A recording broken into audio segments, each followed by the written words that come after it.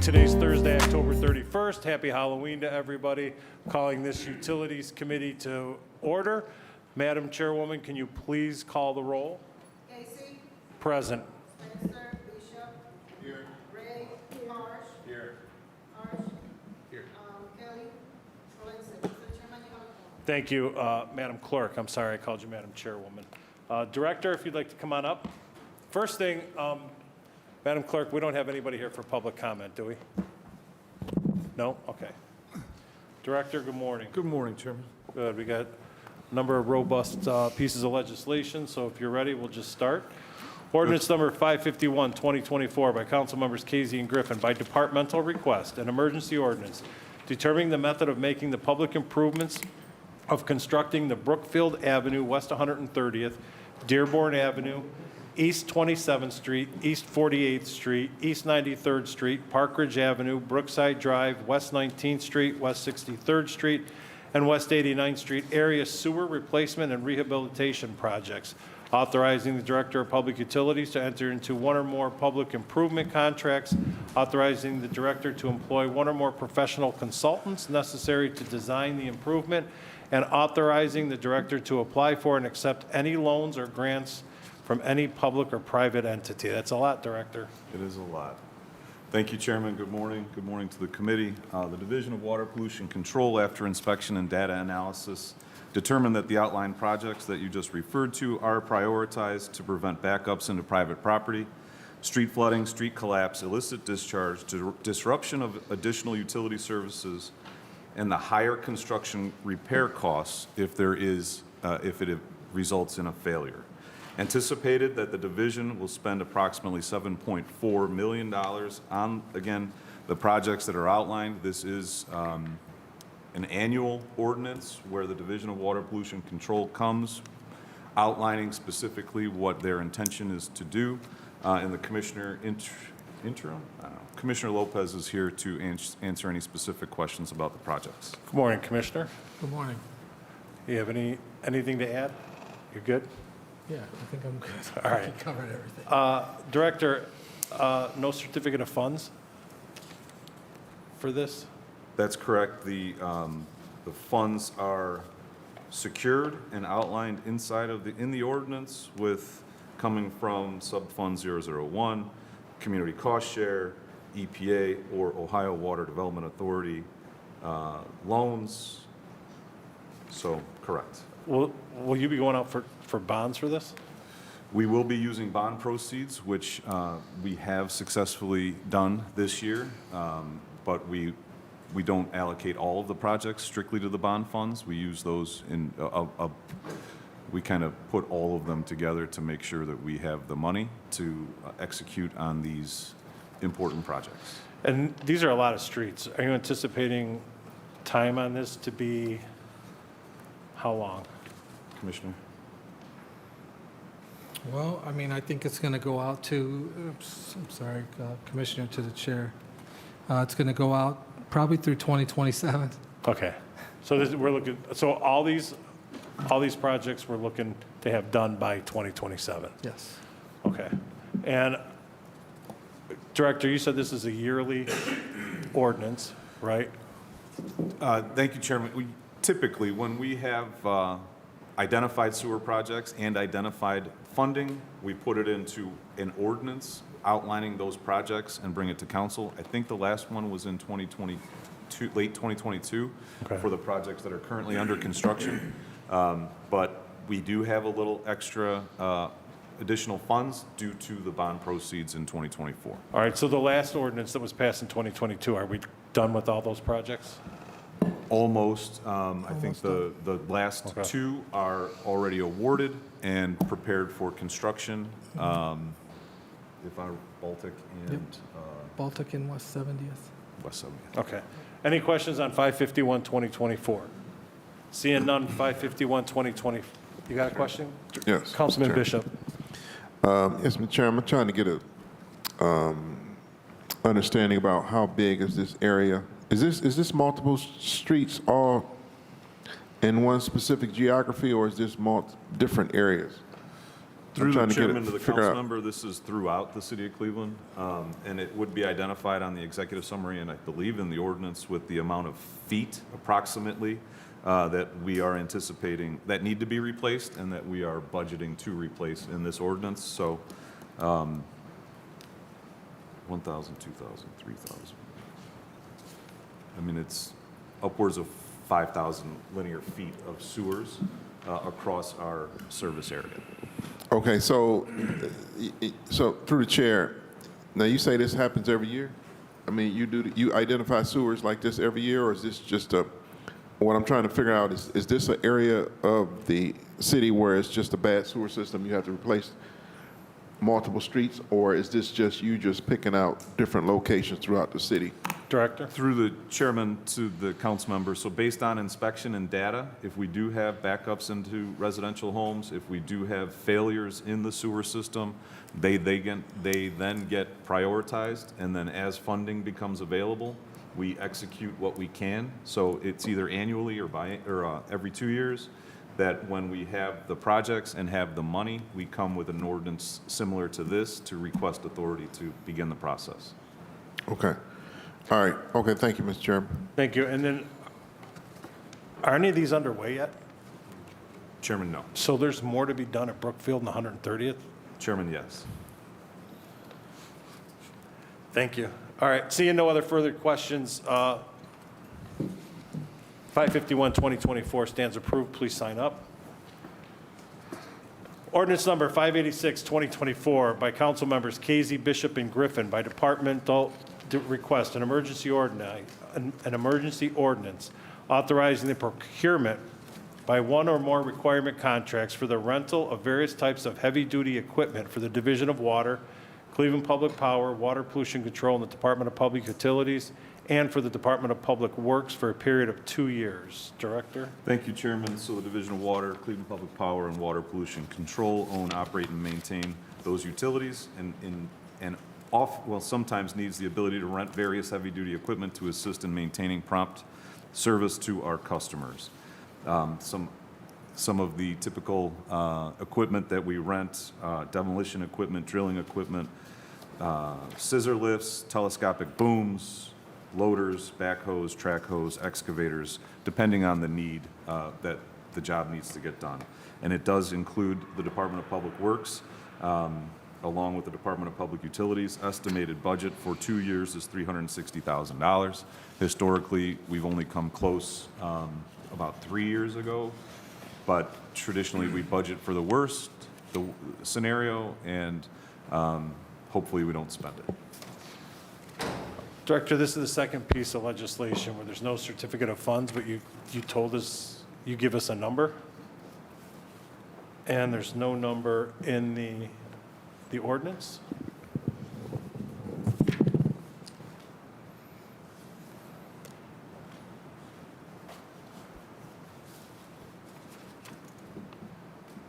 Yeah, I know the contract amount of the current contract that expires in August was $420,000. We've spent $30,000. So I don't, certificate of funds, I sign it before the rest of it's filled in, so those questions are kind of hard for me. So who should we be asking? I mean, what if this ends up being $750,000 that you need to rent? I wouldn't be able to do it. This is open-ended though, right? There's no certificate of funds, there's no amount in the legislation. I know you wouldn't do it, right? On that point, Councilman Harsh? Here Could comes Troy, the so- chairman detail the difference between what do you call it, a certificate of funds and the language in the legislation? Could you just maybe educate me and the people at home what it is that the certificate of funds is? I have no idea. CFO Troy? Troy?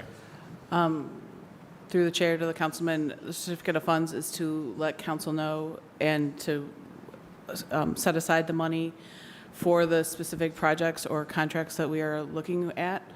So we use them typically for professional services, public improvement, stuff that we know pretty closely what the amount is that we're going to go after. There are also contracts, as this one is, which is a requirements contract, that the division sets aside money as needed.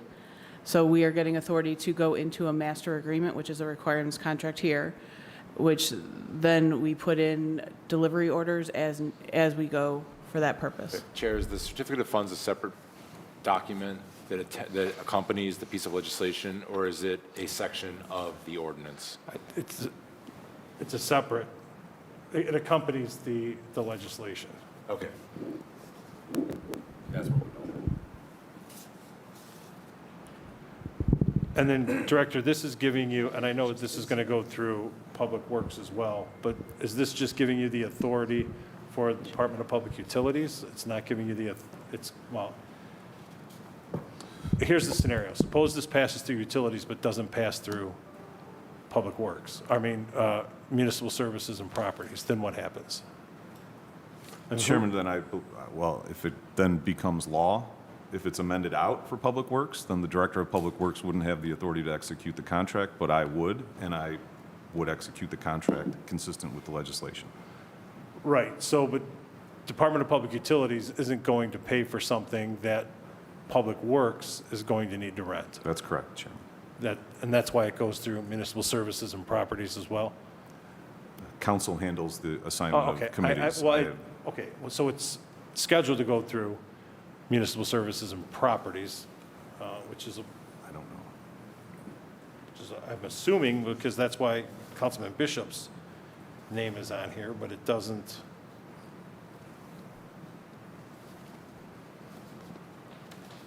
I mean, this gives you the authority to spend money for Public Works. It does not give me the authority. In the event that this becomes law, both myself and the Director of Public Works would have to execute the contract. The both of you have to. That's correct. Okay. All right, Councilman Polensek. Thank you, Chairman Director. Looking at the scope of work and commodity services, some of these things on here, I would ask the question, why wouldn't we just buy some of these things like blowers, wood chippers, backhoes? Those are things we can use year-round. Why Chairman, would Councilman, we just not- have a number of those. Yeah. But in the event that those are being used or not operable for some reason, we have the flexibility to go out and rent it. We haven't historically. Typically, it's those large excavators or bulldozers. No, I understand that. We don't keep those because No. we don't use them. Yeah. No, I could totally concur with that. I mean, when you have large earth-moving equipment, but, you know, you have on here pressure washers, blowers, again, chippers. I think maybe the bigger question is, because I hear so frequently, not so much from utilities, but out of different sections in Public Works, that they don't have enough equipment. So has there ever been, you know, a study or analytical review as to, you know, this is what we need to have, and this is what we don't need keep in shop, in line, because again, we're going to use it very, very little. But again, does anyone ever look at what equipment needs we need? Chairman to the council member, yes, every day. And we do, you also give us authority for the maintenance contracts, Okay. the maintenance of the equipment, the small hand tools legislation. So this is in the event of, we Okay. don't have enough backhoes out on the street, but we have main breaks or Okay. sewer projects, and we have staff sitting there without the necessary equipment for that specific job. It gives Okay. us the flexibility operationally to make sure we Okay. deliver service to our customers. I understand your explanation, but again, some of these things to me just are no-brainer. But anyway, okay, thank you, Mr. Chairman. All right, any other questions on 586, 2024? 586, 2024 stands approved, knowing that it's going to be also go through Municipal Services and Properties. Thanks, Troy. Thanks, Commissioner. Ordinance number 587, 2024 by council members Bishop, Casey, and Griffin by departmental request, an emergency ordinance authorizing the purchase by one or more requirement contracts of labor and materials necessary for analysis, identification, storage, remediation, transportation, cleanup, emergency response, recycling and disposal of various chemicals, hazardous waste products, and other non-hazardous and recyclable waste materials, routine industrial cleaning, and required training for the Division of Water, Cleveland Public Power, and Water Pollution Control, Department of Public Utilities, and the Department of Public Works for a period of 2 years with 2 one-year options to renew, exercisable by the Director of Public Utilities. Director? Thank you, Chairman. The day-to-day activities of the Department of Public Utilities and the Department of Public Works result in the generation of hazardous and non-hazardous waste. The Environmental Protection Agency and the Department of Transportation regulate how that waste is handled, stored, transported, and disposed of. It's necessary for the departments to hire an appropriately licensed company to perform hazardous and non-hazardous waste disposal and recycling activities. Current contract did recently expire. Estimated cost of 2-year contract is $1.1 million, $570,000 a year, basically broken out between the Division of Water, 650, CPP 240, WPC 100, Property Management 150. Thank you, Chairman. Chemtron is this going out to bid or is this renewing it? Chairman, this will go out to bid immediately. The bid specs are ready to go in the event we get authority to do so. All right. This has already been heard by Municipal Properties and Services and passed on May 30th. Any questions on 587, 2024? Seeing none, 587, 2024 stands approved. Please sign up. Ordinance number 822, 2024, by council members Casey and Griffin by departmental request. An emergency ordinance authorizing the Director of Public Utilities to enter into one or more contracts with ST Engineering Telematics Wireless Limited for the hosting and technical support required to manage the Bright City lighting system, including cloud migration, remote control, and monitoring for the Division of Cleveland Public Power, Department of Public Utilities for a period of 3 years. Director, I'm going to hold this one. And as we're going to hold 822, 2024. Ordinance number 1054, 2024, by council members Casey and Griffin by departmental request, an emergency ordinance authorizing the purchase by one or more requirement contracts of labor and materials necessary to test, inspect, maintain, and repair bucket and derrick trucks for the Division of Cleveland Public Power, Department of Public Utilities for a period of 2 years. Director, what's a derrick truck? Derrick truck is used to set a pole, has an auger on the back, so it also uses, it's an aerial truck that has hydraulics in order to drill and lift, which is why it needs specialized inspection in accordance with ANSI 92.2. A 2-year contract, approximately $500,000 a year. Any questions on 1054, 2024? Seeing none, 1054, 2024 stands approved. Please sign up. Commissioner, do you have anything to add? No, thank you. You good?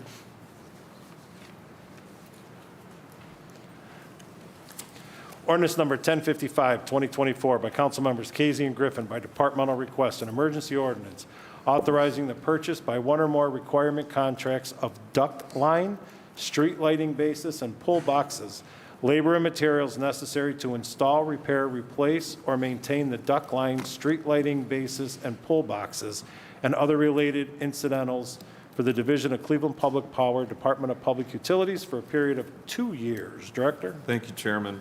Labor and materials to install, maintain, and repair duct lines, street lighting bases, and pull boxes necessary to maintain the integrity and reliability of Cleveland Public Power. Infrastructure legislation requested to provide uninterrupted work on the city's underground duct line for the Division of CPP. Operating funds approximately in the amount of $1.2 million. Any questions on 1055, 2024? Yeah. Councilman Harsh. Mr. Chair, it looks like the contract is $43 million. That is a typo. The current contract with Cook Paving is 4.3. for those 2 years. And that expires in May 17th of next year. And again, that was a little higher than what we're currently asking for because of a number of projects, including on the lakefront, which was a lot of underground work, and then at the intersection near Case, the museum, the traffic signals in that area were moved underground. We utilized this contract when our existing staff or equipment, we can't take it and put it on one project for an extended period of time because operationally they need to be moving and addressing other things, so we utilize the underground contract. So what is the contract number RC 2023-45 award amount? I think it would be 4.3 is what It's got to be 4.3. It can't be 43,078,995. we don't have that money, Chairman. With, General fund does. I'm happy to get you the specifics of, that contract in the event of passage before finance. Apologies. Mr. Chair, I would encourage us to clean that up. I will do that. It's a good thing it's in the $40 summary. million difference. It's a good thing it's in the summary and not the It's the summary. legislation. Yeah, no, I'm sorry, Mr. Chair. I was looking at the summary, and that's where the typo is, so that's why I flagged it. But I don't see it in the ordinance itself. And Director, we only use this, it's a requirement contract, so we only use it when we need it, correct? That's correct in the event of a very complicated fix, Chairman, or in the event of acquiring a new customer.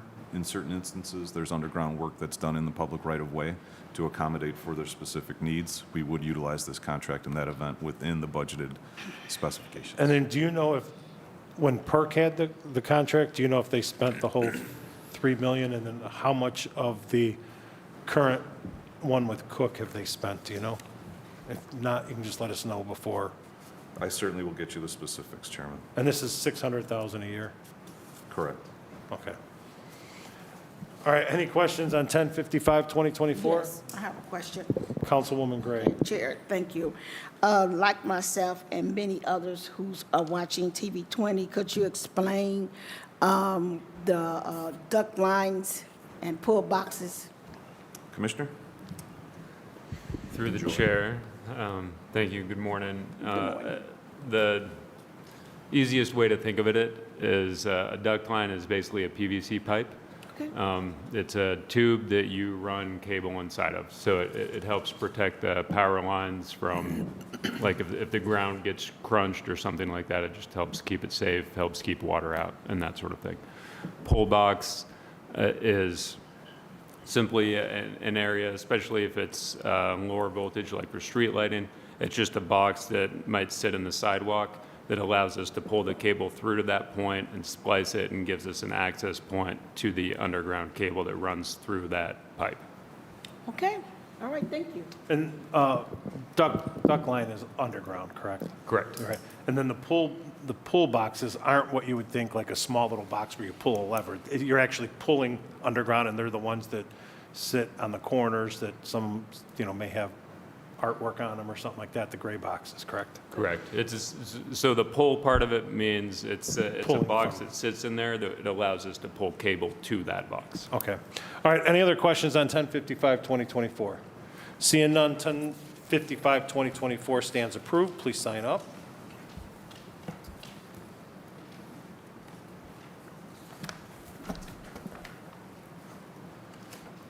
Ordinance number 1079, 2024, by departmental request. By council members Casey and Griffin by departmental request. An emergency ordinance authorizing the Director of Public Utilities to enter into one or more contracts without competitive bidding with Windstream Communications LLC, DBA Kinetics Business by by Windstream for telecommunications services, lines for primary and backup communications for SCADA control, security cameras, and telephones at various locations which are outside of Cuyahoga County and beyond the AT&T service area, and to authorize payment of monthly charges to Windstream for a period of up to 3 years for the Division of Water, Department of Public Utilities. Director, is this because we have a contract with AT&T within their service area, but this is outside the service area? No, Chairman, at and T serves all of the facilities inside of Cuyahoga County, but as you're aware, the Division of Water extends beyond the county, so Right. at and T is not available. Okay. Windstream is the selected provider outside, specific to facilities in Northfield, example, Twinsburg, Richfield. They don't have at and T. Their provider is Windstream, so we'd like to maintain communications with those outlying facilities.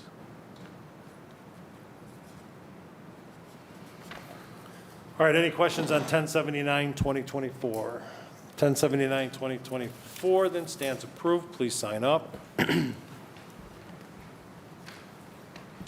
Ordinance number 1118, 2024, by council members Casey and Griffin, by departmental request.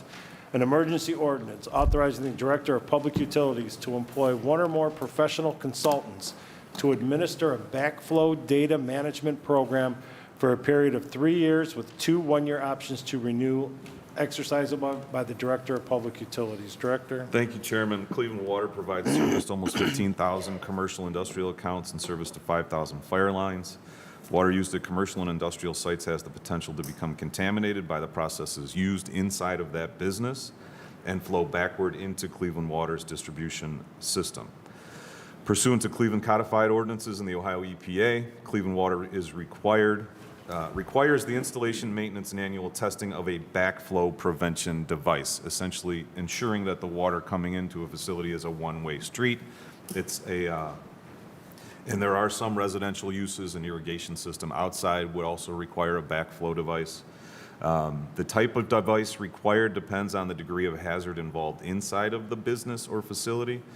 Each device must be tested every year by a private plumber certified in backflow device testing to make sure they are functioning properly. For years, Cleveland Water has used a vendor to track and catalog and notify those customers who are required to have a backflow. We're seeking authority to go out and seek another vendor to help us digitally with the data of complying with the Ohio EPA and the codified ordinances of the City of Cleveland. There is also a typo in the executive summary. We are asking for permission for 3 years with 2 one-year options to renew. It is simply a typo inside of the parentheses. It says 2, but the number is 1. But the ordinance and the body of what you read already says 3 plus 2. Anticipated cost is, well, it won't cost us anything. They're going to charge. So they charge By project?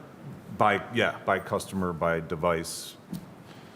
How much have we spent with backflow solutions in this current contract that we're in that expires in March? So Chairman, we don't spend. We give them the authority to make sure that those customers are compliant, right? So they charge the customer.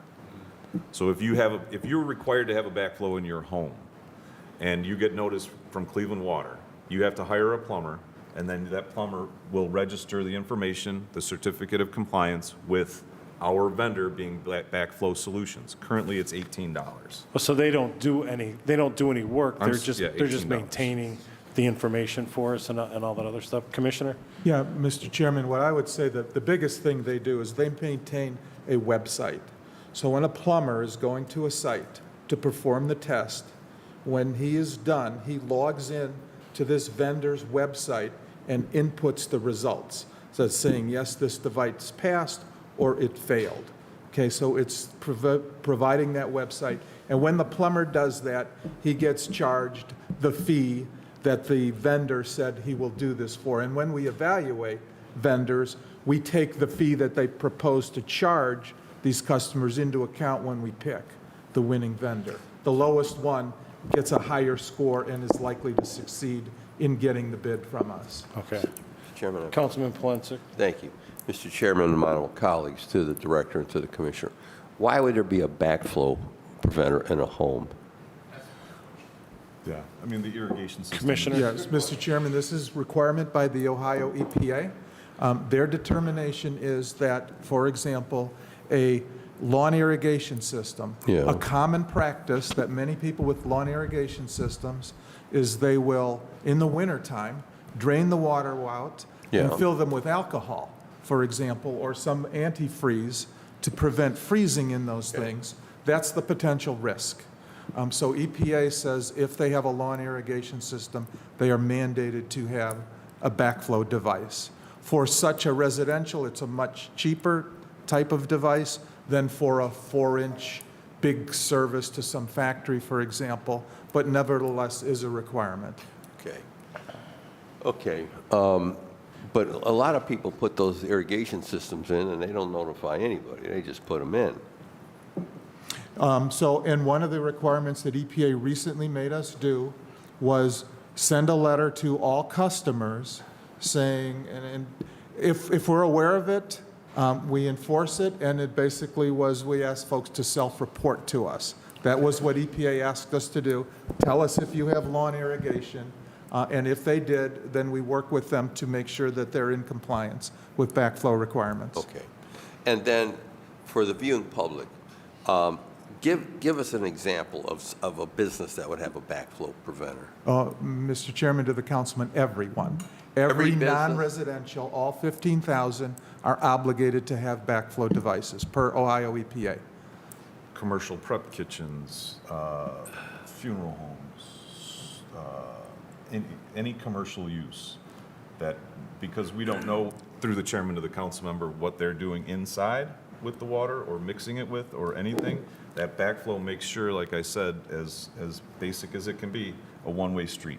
Okay. Whatever they're doing doesn't come back into our So system. then my last question, last year, how many people were notified that their backflow preventer system was not operational? Do we have an idea of how many? I don't have that number in front of us. We can get that number for you, Councilman, but we have stepped up enforcement on this recently, Councilman. Okay. But So Chairman, you to are the council member, notified? just one clarification, Yes. if I could. We Yeah. don't notify them that it's not operational. Right. They're required by the EPA to make sure that it's operational and report it to us. So Okay. the industrial use, the limited residential use is required to hire a certified plumber in the Right. backflow certification and comply with the Ohio EPA's mandates. So if someone was in violation, then who would take action against them?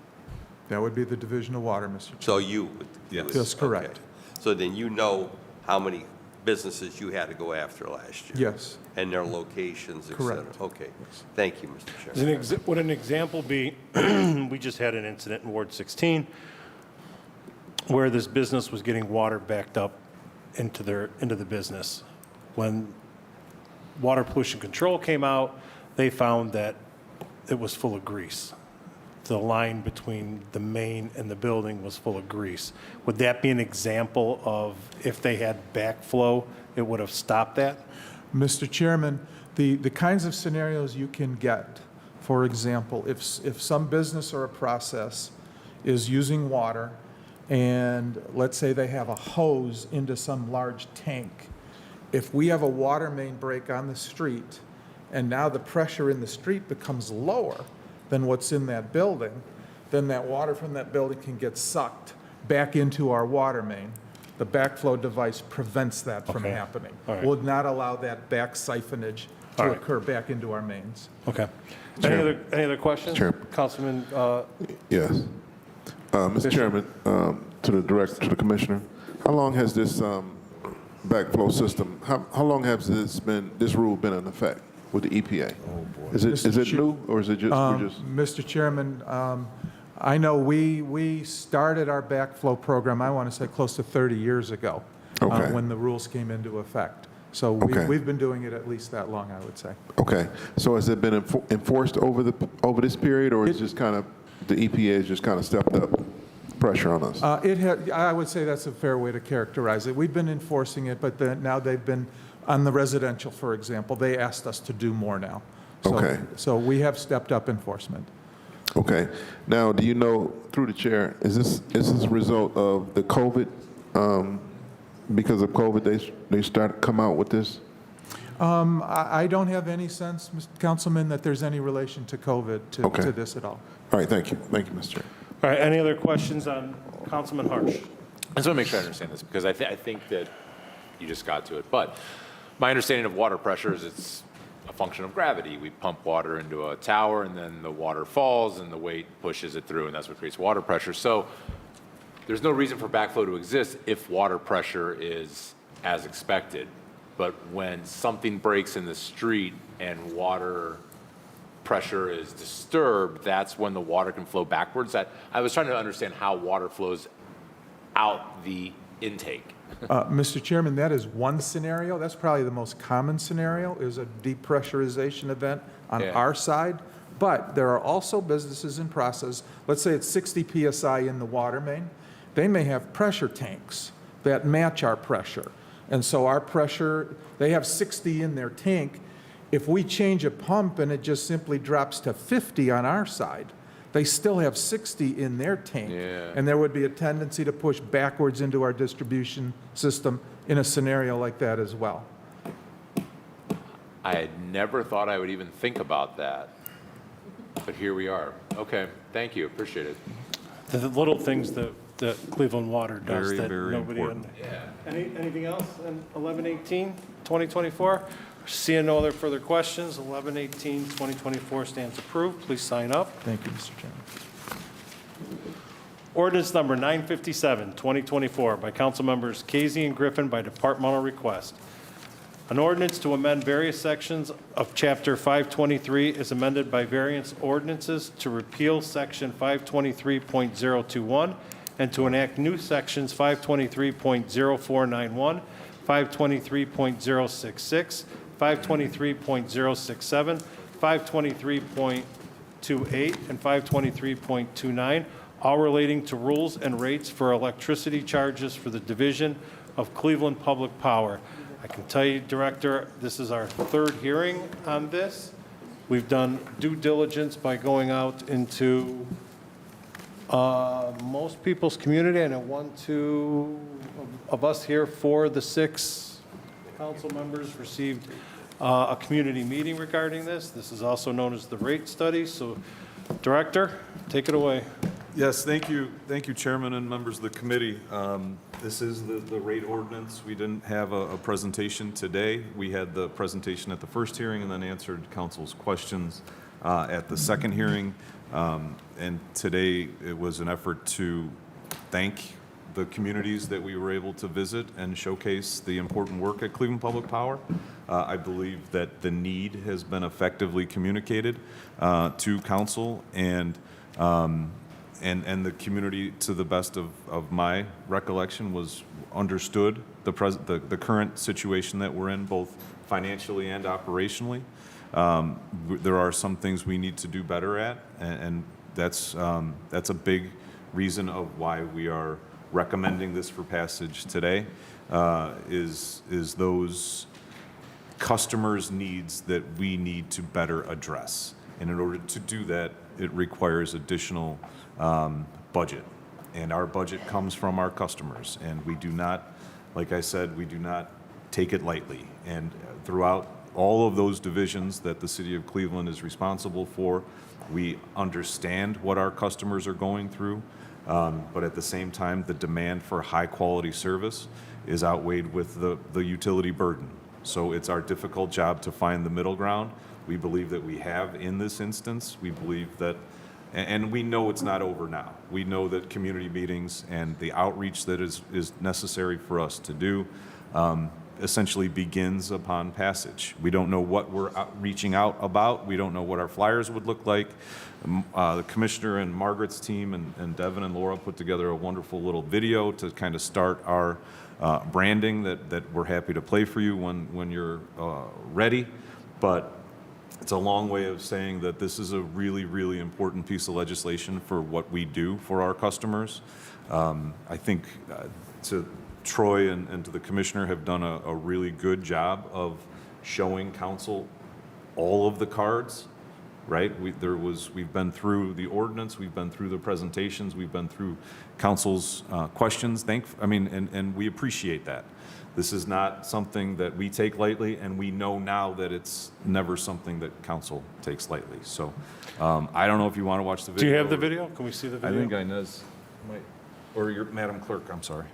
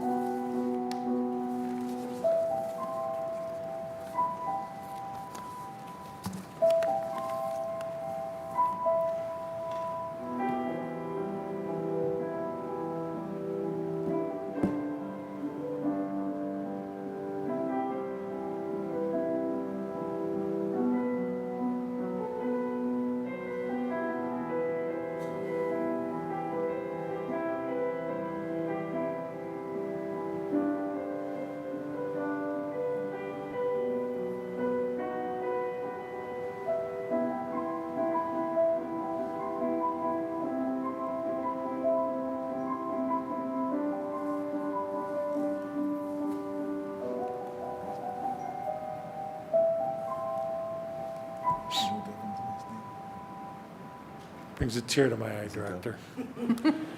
I got to work on you with the music, though. But it's very good. I mean, the video shows from the biggest moments in the city to the smallest moments in the city that Cleveland Public Power is there, right, no matter what's going on. On behalf of this committee, you guys have done everything that we've asked. I attended most of the community meetings, and I believe that the feedback from residents, once it was explained to them, was positive. Cleveland Public Power is an integral part to the city. And I'm going to open it up for questions. Any questions on 597, 2024? All right. You have a comment? Go ahead.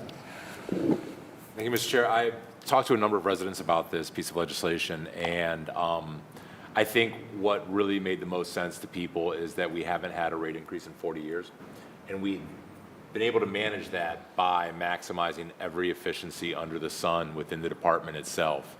And at some point, efficiencies run out. At some point, inflation is real, costs go up, and you must have the ability to keep up with increased costs. So my residents and neighbors truly understood when we explained the length of time that's gone in between rate changes. Right. And I do appreciate the department coming out to Estherbrook and the other parts around the city where you went to talk with residents face-to-face, one-on-one. It really does mean a lot, and I appreciate your efforts in bringing this into the community. Thank you. And I want to thank the committee, too, because it was due diligence, right? I mean, unless we got out into the community and explained to the residents and the customers what was going on, I think once that was done, you know, I think except for one lady, you know, I think most of it was understandable, and, you know, I think a lot of the people appreciated what Cleveland Public Power did in trying to get this, because this committee doesn't take this, and council doesn't take this lightly, right? There's a reason that it hasn't been raised in over 40 years for reasons we don't need to talk about here at the table, but, you know, I'm glad that we're beyond that, right? And that Cleveland Public Power, it's been here for over 120 years. Hopefully we'll be able to stay for another 120. Councilman Polensek? Thank you. Thank you, Mr. Chairman. Mr. Chairman, I appreciate your due diligence, and I appreciate Clean Public Power coming out to the neighborhoods, especially when they came to the East 185th Fifth Street Neighborhood Association meeting. But as we go into the toward finance for this to be acted on officially, what I want to hear from, I'm going to be meeting with the commissioner shortly. I have the oldest system in the city, Clean Public Power System. It goes back to Collinwood Village with the annexation of Collinwood Village to then now the city of Cleveland. I've got to have assurances that those sections of the community, that old system is going to get attention, is going to get upgraded. I still have that massive pole on Holmes Avenue that was damaged, that the chair was out with me on. I'm still waiting for that pole to be replaced. And in general, there's issues with the substations. So we've been responsible. The council, the utilities committee through the chair has been very responsible on this issue. We know we have to maintain the system. That's a given. And I've been here long enough. We've had to do the same thing with water. We've had to do the same thing with WPC, making sure our systems are viable. Nobody likes paying any increases. I'll be the first to tell you that. Nobody, I think it's part of all of our DNA, Americans' DNA. We don't like paying taxes, and we don't like paying increases for utilities. But we also know that if we don't, the system degrades. And then we have bigger problems. In part, as the chairman alluded to, I think there were some missteps over these past 40 years where the council maybe took it for granted collectively that Cleveland Public Power would remain viable without additional revenue. But as the population dropped in the city of Cleveland, and with the number of homes that are torn down and that customer base is eroded, then you don't have the financial wherewithal to maintain the system like it needs to be maintained. So before, before finance, before this is voted on into finance, I've got to have assurances that those issues in the Collinwood area are going to be addressed. That's what I need to know, because that's what I can say to my residents, that, you know what, we acknowledge there's issues, we acknowledge there's things that need to be upgraded and repaired, and it's going to get done. That's what I need to know. So, Mr. Chairman, thank you. Thank you, Councilman Polensek. Councilman Bishop. Thank you, Mr. Chairman. Mr. Chairman, I want to thank you personally for your due diligence on this matter and your steady, slow but steady pace on this matter, so we wouldn't have to make this decision in a moment's notice, and giving us time to kind of digest the implications of this rate increase. And I want to thank you, Director, for coming out to our meeting the other day. It was very respectful for you to come out to the community to address the residents and to let them know what's coming and to discuss it with them and to get it from the horse's mouth and why this rate increase was so important. And Mr. Chairman, I also want to back up Councilman Polensek's comments about the investment in CPP down the road. So 4 or 5 councils later down the road, they can be sitting at this table and be proud of the service that they are getting and the service that CPP is delivering to their customers for the city of Cleveland. So, Mr. Chairman, I just want to thank you, and thank you, Director, and your team, and you, Commissioner, also. Thank you, Mr. Chairman.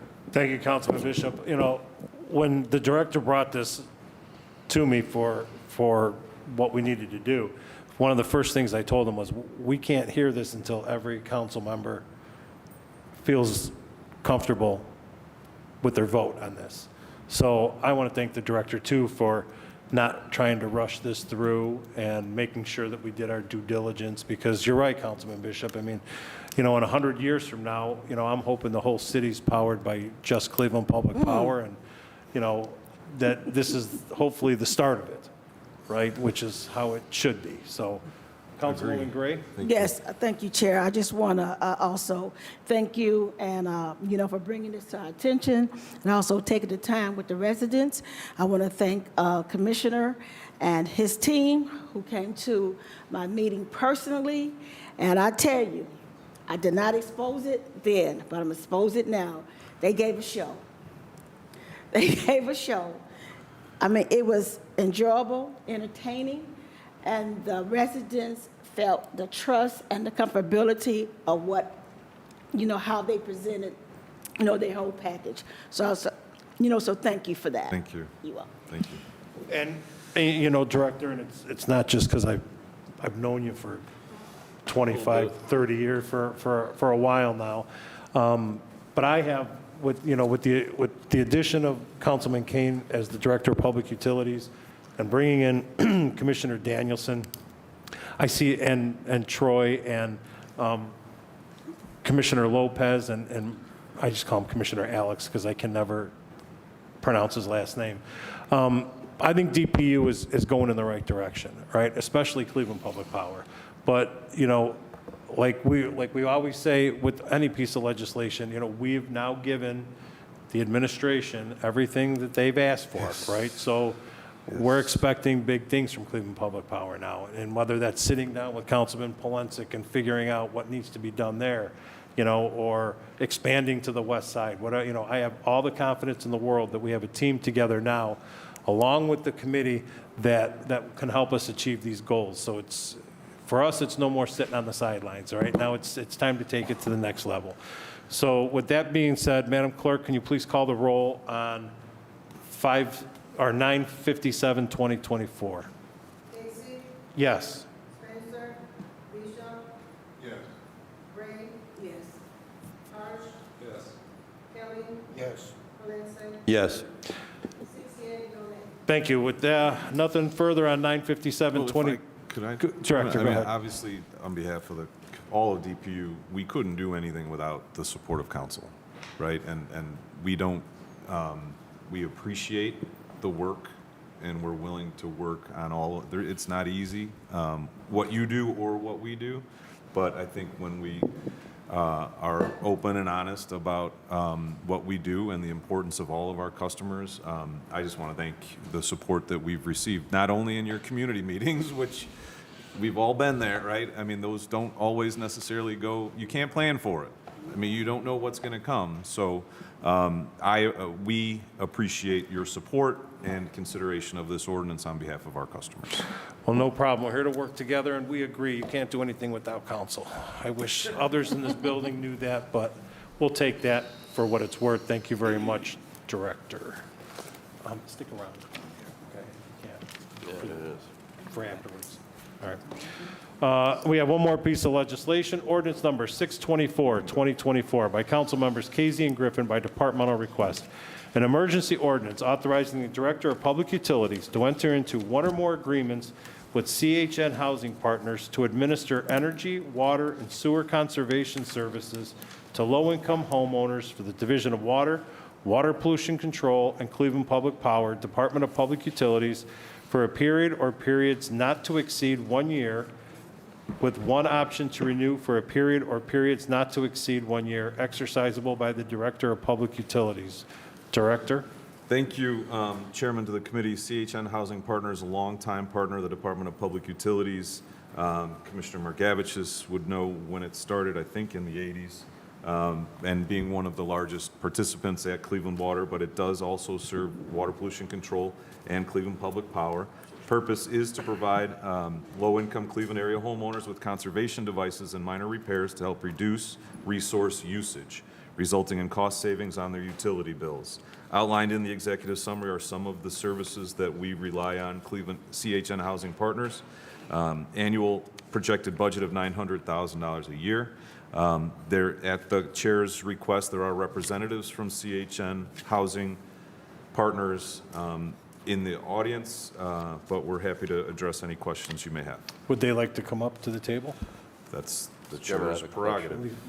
You want to bring them up? Yeah, Mr. Chairman, I have a question, too.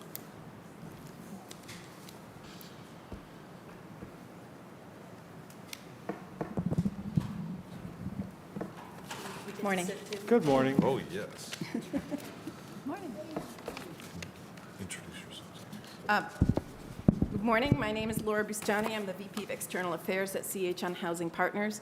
And with me is my colleague, Joyce Parton. She's the Director of Energy Services for CHN. Okay, before I go into mine, I'll open it up for questions of any of my colleagues. Mr. Chairman. Mr. Councilman Polensek. Thank you, Mr. Chairman. Mr. Chairman, my honorable colleagues, and to the our guests here from CHN, to the administration. Who keeps a track? Who's tracking when a citizen calls in for assistance? Do they call directly into Division of Water, and then you refer them to CHN? What's the it's for the viewing public? Explain the process. Chairman, to the council members, so both. I mean, if they do call us and are a Cleveland resident, then we would refer them to CHN on this, the conservation or on the affordability side. The reason that council has always asked us to do this is, as you are aware, Right. through the chair of the council member, our residents don't like to share with us their income, their specific income information, which historically has driven down participation. And but it could come through there, it could come through your newsletter, it can come through CHN's individual outreach, and also their umbrella of services that are provided. Is that right? Okay. That's the right word, isn't it? So then, if I was to ask, or any member of the body was to ask, on a ward basis, how many folks in each of our wards were assisted or helped, who would have that? Who would have that data? Chairman, to the council members, so we do receive reports at DPU, but CHN is happy to share that information. The delicate nature of the information, if you're getting to name or address, No, I is understand. something that we are very protective of, because if you're eligible for some of these services, then people know your income that we don't Yeah. broadcast. Yeah. So we consider it very sensitive information, but they can give you ward numbers, potentially amounts. They could provide, and they Yes. have provided to us ward-specific information. We just have to figure out a way to do it without names and No, addresses. I'm not looking for names, I'm not looking for specific address. But I'd like to know, I'm sure all my colleagues would like to know, is that how many folks were helped in each of our wards? Because according to what we have on our screen, the Division of Water and the Division of WPC program will install water conservation devices, correct minor plumbing problems, repair, replace water service lines, replace broken main sewer lines, perform basement cleanups in the event of a sewer backup, and repair frozen water lines, including thawing lines. Then our Cleveland Public Power, replace Energy Hog refrigerators with new energy-efficient models to reduce energy consumption, perform critical electrical repairs in case of unsafe wiring, and provide LED light bulbs to homeowners. All these areas are important, and especially with our seniors and what I refer to as our working poor families, all these services are critical. So I'm going to make that request through the chair that we could, each of us receive how many residents were helped in each of our neighborhoods. Chair, if I could, just clarification for 1 Yeah. year, for last year, for the last 3 years, the last I'll five? go with the last 3 years. Let's Okay, go with the last thank you. 3 years. Okay, and so we are funding this operation out of general operating of each division? That's correct, Chairman of the Councilman. Every year when we come with our budget, it is outlined in a line item Okay. for our affordability conservation Yeah, programs. that's what I wanted to clarify. We'll make sure that we point that out to you. Yeah, I think that's important to members of the body. Are the funds that we have allocated here collectively, are they sufficient? I hope you're not asking them, Chairman. Okay. Obviously, it's an important part of what we do. We help a lot of people, but we have to maintain, we can't raise the rates to just. I So understand. It's a balancing act. I think once the numbers are provided by ward of individuals helped, I think we'll get a better sense. Yes. As we just heard a rate ordinance, Yes. conservation is dollar for dollar, right? Yeah. So not only the video that Margaret and her team put together, but we have to put a lot more energy into working with, pardon the pun, CHN on what conservation means and how you can reduce your individual utility bill from a water standpoint, from CPP, WPC. We have to do better. Yeah. So I don't know Okay. if that's an adjustment of the funding. CHN will probably say absolutely. We're not at that position yet. Well, I think, again, conservation is on the hearts and minds of all, because many landlords now, as I've been made clearly aware of now, are requiring their tenants, that we know now they have to pay their own electric bill and their own gas bill, but now a lot of landlords are requiring that they pay their water bill and sewer bill as well. So whether you're a homeowner or a tenant, conservation is of importance to you because you're going to pay for it one way or the other. Correct. So Correct. with regard to the income guidelines, I'm trying to understand what are the income guidelines? Who can tell us? I would defer to our partners. Okay. Thank you for the question. Typically, those that are on a HEAP or a PIP program, so they're within 200% or below the poverty line, are eligible for the CHN programs. So give me a number, because when people hear that, give me a number. I mean, for the residents that call in, they could be anywhere between, $10,000 to $30,000 as an annual income. Based on based number on of people all the in your public family, assistance. residents living there with you and your We family? will collect information on all the adult participants that have income coming into the home, Okay. so. So you'd say 30,000 is the top, the max? Well, it could be more, but that would be the average around Okay. what AMI is, so, yeah. And do you, to the two folks from CHN, do you have any idea how many folks you helped last year? Our average is around 400 per year. 400? We already have a wait list for this year. of 257 people for the water and an additional 75 that, have been calling us and wanting assistance. So I Wait. took a call yesterday. Somebody's, water tank was just spewing all over their basement. And So when you say water, does that include WPC as well? yes, Okay, so Yeah. you're lopping those two together. the water repair and the water, Okay. all the water programs, sewer, water Okay. pollution control. And so you expect to do about the same this year, then about 400? Yes, according to the grant dollars, Did you that's ex- about how far it would Did you stretch. expend all the dollars? Yes, we will run out by the end of the program year, as So we typically do. You utilized the 1.825 million? You will utilize that? We will. Nine, So there's that Chairman to much the need. council member, 900,000 a year between the three Oh, divisions that okay. are outlined on the back. 500 water, 150 Or wait, WPC. okay, I was just looking at the overall, okay, Yeah, good, sorry about that. okay. If I may, through the chair to the councilman, the income guidelines, we'll get back to you on that. It's whatever HUD sets every year for the federal poverty level, so it's Okay. the number of people that live in the home and then an Yeah. income that's Yeah, if you designated. could provide that to Sure. all members. We'll get you the exact number. The more information you can provide to us, I will tell you, the better off it is, because we want to disseminate information to our citizens. And because, again, these are challenges that council members are dealing with every day. I mean, there's not a week that goes past that I'm not dealing with somebody that doesn't have a utility issue or has a problem.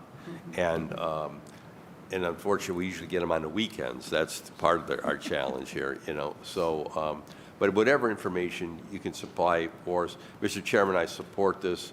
Many of our folks are, with these old homes, are struggling to maintain them. Folks on fixed income, again, working poor.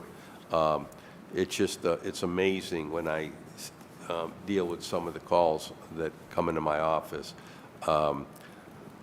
It's just, the problem is not getting any smaller, unfortunately. I wish I could say that, and that's why I want to make sure that the funds that we are allocating are sufficient. Thank you, Mr. Chairman. You're welcome. Councilwoman Gray. Yes, thank you, Chair. I just have a couple of questions just to clarify, understand who able to use the program. I know about your weatherization installation program, which is excellent.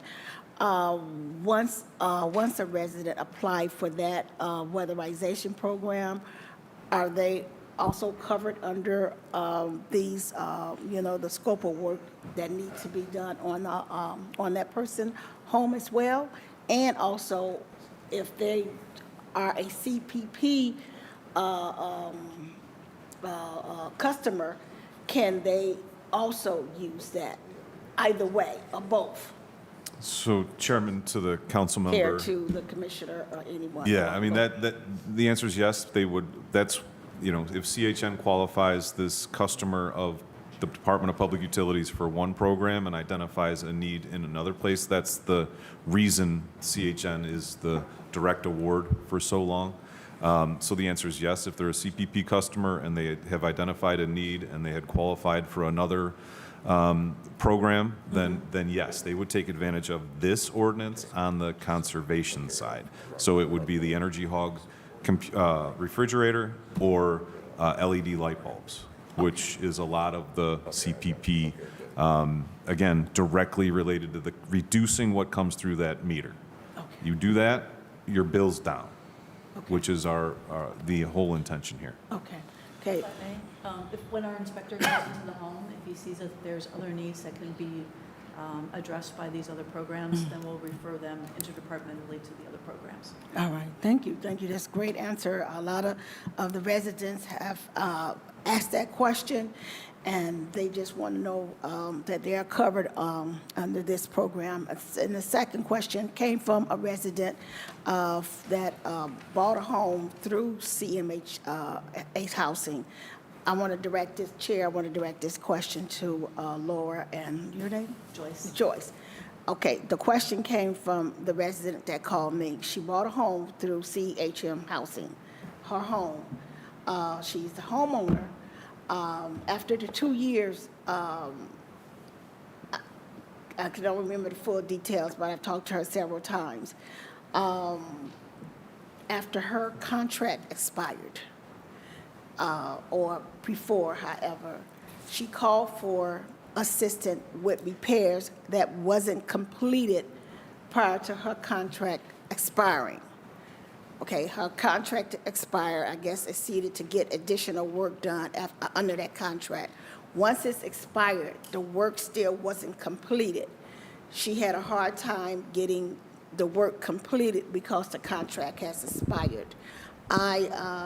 She went over everything with me, and I think I tried to reach out to, you, Laura, just to contact me with the person that I need to discuss that with, because I did not have an answer for her, per se, because how her contract was written once she bought the house and paid for it, and it was hers. So due to that, I sent her somewhere else to another grant organization, because she was eligible under her low income to use a different type of grant to get those same repairs done that CMHA didn't complete on her house. So saying that, how can a homeowner who's disheartened about not getting the work done, and how and who she needs to go back to contact due to the fact she bought the house under CMH Housing? I think it was like a rehab.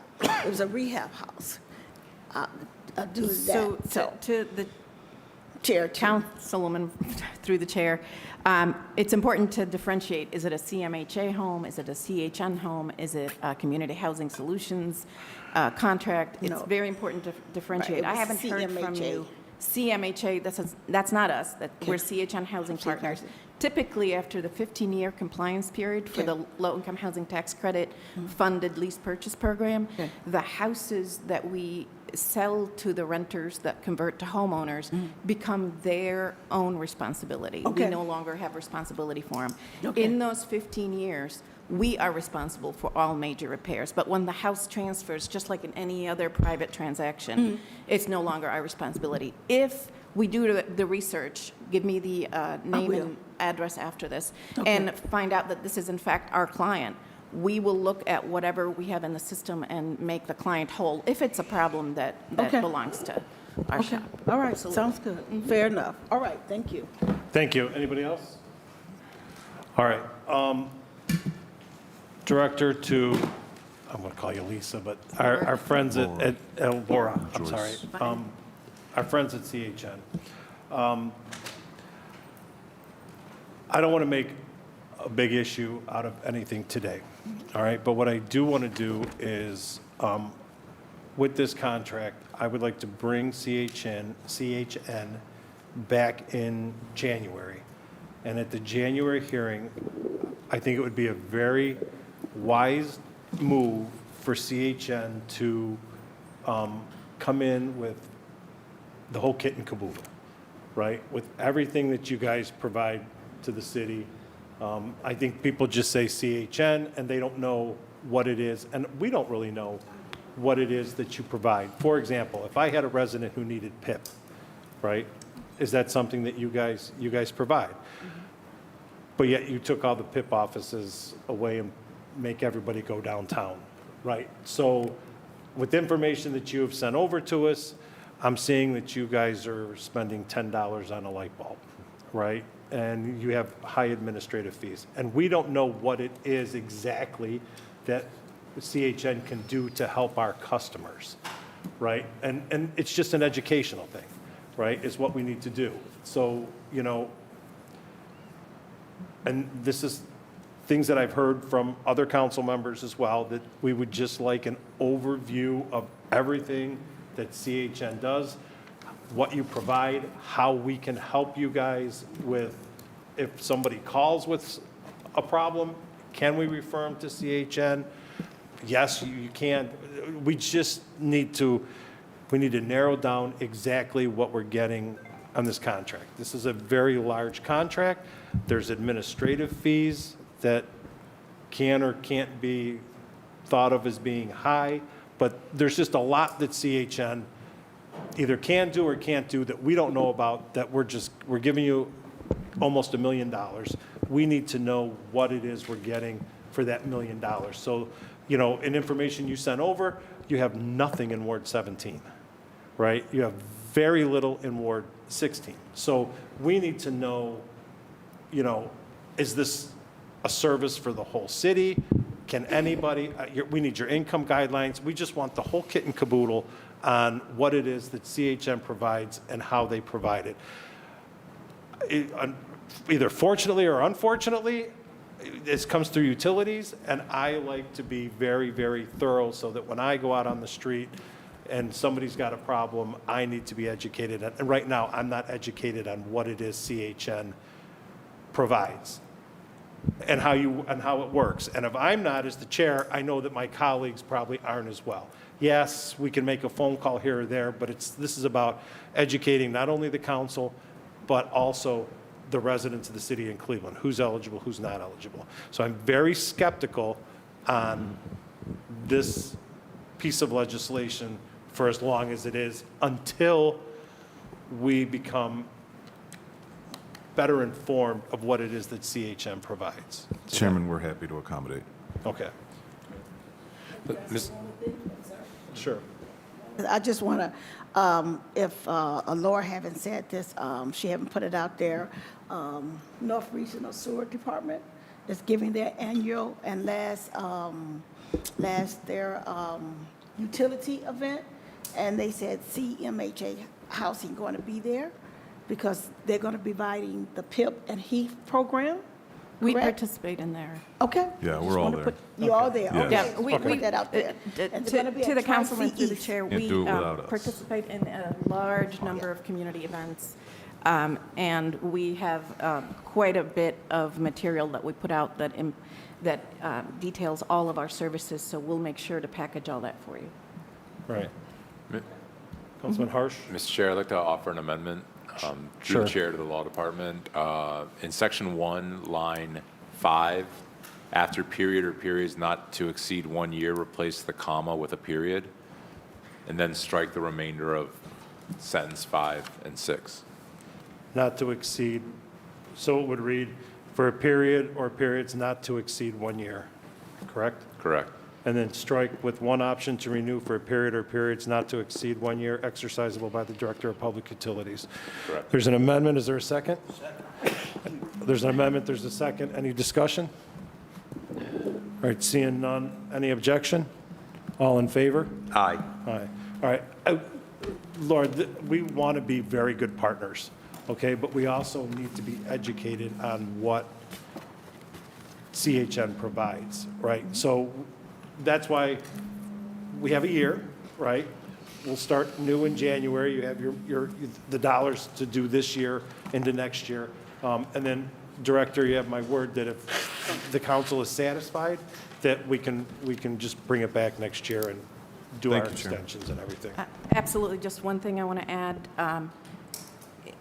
We're not able to serve clients while this contract isn't certified. So just so you know, if you get calls from your constituents about these services, we're not able to serve anyone until there's a new contract certified. Isn't this what this gives you? This- Yes, you the old get- contract's been expired for a while, just so you're alert. Well, okay, so it expired in May, so you can't, but you have, Thank you, Chairman. We Okay. appreciate the support. I'll defer to. Thank you. okay, all right. Any questions on 6/24/2024? All right, 6/24/2024 as amended stands approved. Please sign up.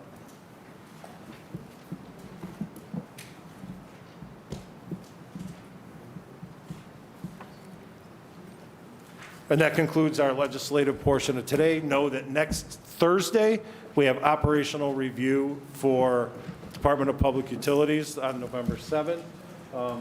And it will be a gavel in at 10 o'clock.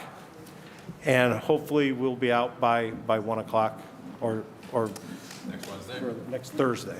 Next Thursday, the 7th. All right? Thank you. All right, seeing that, Utilities Committee's adjourned until the call of the chair.